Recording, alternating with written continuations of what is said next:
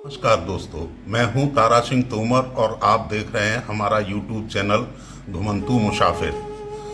आज हम आपको लेकर चल रहे हैं पुनर्जन्म की एक सच्ची और हैरत अंगेज कहानी की ओर, जिसमें एक 5 साल के मासूम बच्चे ने अपने पिछले जन्म के गांव, परिवार, पत्नी और दोस्तों तक को पहचान लिया। हैरत में पड़ गए ना आप? तो चलिए शुरू करते हैं।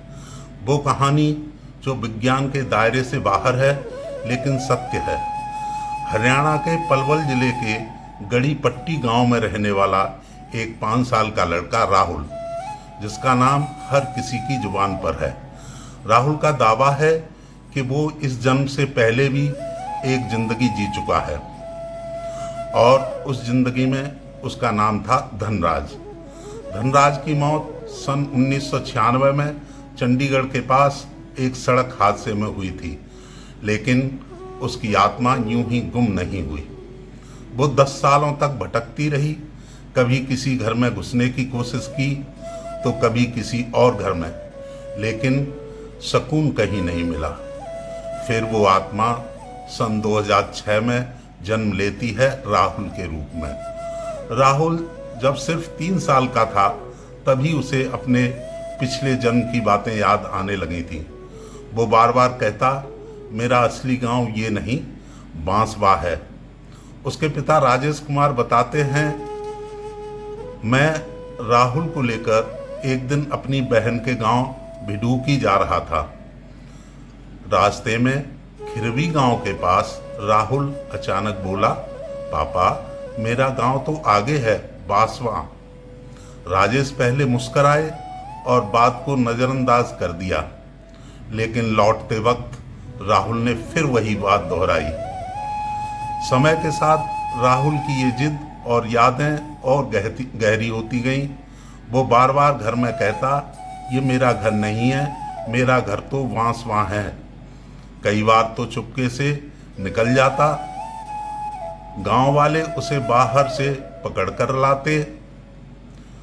गड़ी पट्टी गांव की एक लड़की, जिसकी शादी बांसवा गांव में हुई थी, जब उसने राहुल की बातें सुनी तो उसने राहुल से पूछा, बांसवा में कहाँ रहते थे, क्या नाम था तुम्हारा? राहुल ने तुरंत जवाब दिया, मेरा नाम धनराज था। मैं चंडीगढ़ से ट्रैक्टर लेकर आ रहा था। मेरे एक साथी ने मुझे ट्रैक्टर से धक्का दे दिया। मैं ट्रक के नीचे आ गया और मेरी मौत हो गई। राहुल ने बताया, मेरे पिता, माँ प्रेमवती, 5 भाई बहन, पत्नी और बच्चे आज भी बांसवा में रहते हैं। वो लड़की जब अपनी ससुराल बांसवा पहुंची तो उसने ये सारी बातें धनराज के परिवार को बताईं। पहले तो किसी को यकीन नहीं हुआ, लेकिन धनराज की पत्नी ने जिद की और उसने कहा कि अगर कोई बच्चा ऐसा कह रहा है तो हमें उससे मिलना चाहिए। धनराज की पत्नी अपने बच्चों और परिवार वालों के साथ गड़ी पट्टी पहुंची। जैसे ही राहुल ने उन्हें देखा, उसने अपने बच्चों, भाइयों और पत्नी को तुरंत पहचान लिया। पत्नी का हाथ पकड़कर राहुल ने कहा, जब मेरी मौत हुई थी तुम 4 महीने की गर्भवती थी, है ना? पत्नी शर्मा गई और कहा, हाँ, तुम्हारे जाने के बाद बेटी हुई थी। राहुल ने सबका नाम लेकर बुलाया और अपने खास दोस्त मोती को देखा तो मोती के कंधे पर हाथ रखकर कहा, कहो यार मोती, कैसे हो? मोती की आंखें भर आई और वो फूट फूट कर रो पड़ा। उसने कहा, ये वही मेरा दोस्त है, मेरा कलुआ, मेरा धनराज। कुछ दिनों बाद राहुल ने फिर जिद की, मुझे बांसवा ही जाना है। पिता ने उसे मोटरसाइकिल पर बैठाया और बांसवा ले गए। नहर के पास उतार कर बोले, अगर तुम यहीं के रहने वाले हो तो अपना घर खुद ढूंढ लो। राहुल दौड़ता हुआ गलियों से होकर सीधा एक घर के सामने जाकर रुक गया और बिना रुके अंदर चला गया। घर से एक करीब 45 साल की अधेड़ उम्र की महिला बाहर आई। राहुल ने उसका हाथ पकड़कर कहा, कैसी हो शिक्षा? शिक्षा नाम सुनते ही महिला फूट फूट कर रो पड़ी। तो वो थी धनराज की पत्नी शिक्षा।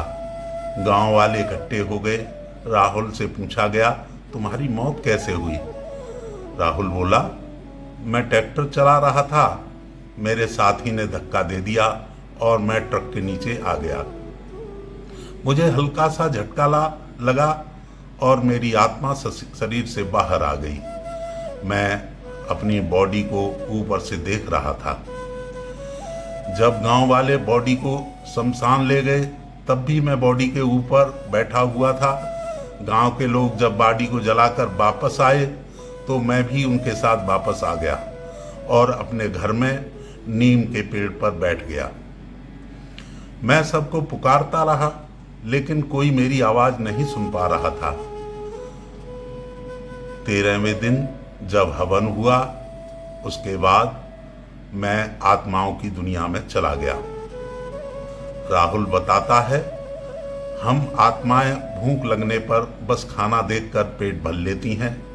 सर्दी गर्मी का भी असर नहीं होता है। जो दान पुण्य लोग ब्राह्मणों को देते हैं, सैया दान या अन्य दान 13वीं के दिन जो दिया जाता है वो आत्माओं तक नहीं पहुंचता है, सब पंडित ही रख लेते हैं। स्वर्ग नरक जैसी कोई भी चीज़ नहीं होती है। हम आत्माएं बस हवा में घूमती रहती हैं और जब समय आता है तो किसी भी गर्भ में प्रवेश कर लेती हैं। राहुल ने बताया, जब मैं माँ के गर्भ में आया तो माँ के पेट पर एक कील गिर गई थी। उसका निशान आज भी मेरे कान के पास दिखाई देता है। राहुल ने अपने बच्चों के नाम भी बताए, राजेंद्र, आशा, उषा, पिंकी और राजबाला। उसने गांव के हर व्यक्ति को नाम से पहचाना, यहाँ तक कि उसने अपना नाम कलुआ भी बताया, जो सिर्फ उसके करीबी लोग ही जानते थे। पलहार परिवार सन्न था। उसका मानना था ये बच्चा कोई और नहीं, धनराज का ही पुनर्जन्म है।